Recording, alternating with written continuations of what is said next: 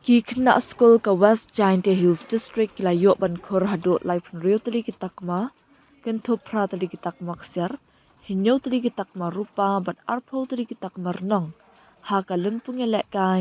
32nd inter school karate tournament arja arpun rio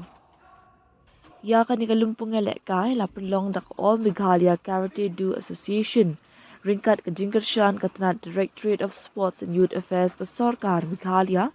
ha multi-purpose indoor hall hasai nehu shlong nadu ka arpulai trek hadu arpasan trek naitung.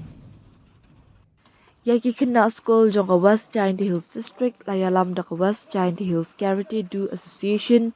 WGHKA. Na pedeng ki khat nyaw tri school jong ka district ki balaya shimbenta ha ka te limpung elek kai. Khat waitli de ki school ki bayo ban khor takama. Kat ba upusai mi I kendia na ka school lumpur di yong pia upper primary school juwai ula yo ya kanam nongele kai ba kensai la ni best karateka haga kerdan junior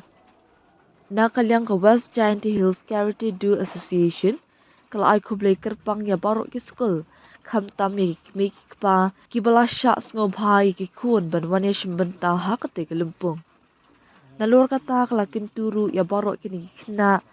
bandang yelek kai bha hagis ni ki por banwan the heita waga association yang I ko West India Karate Do Association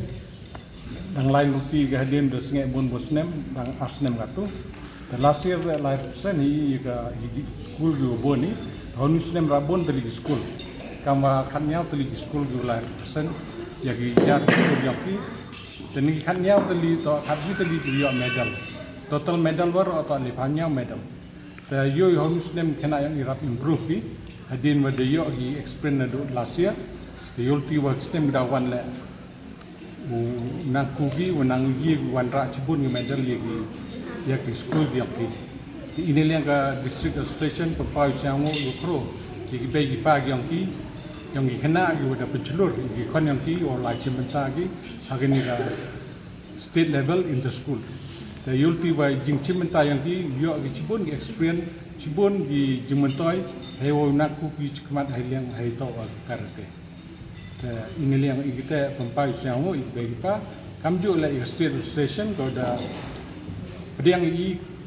nega district yang I ko yo chimenta gi ubun gi benta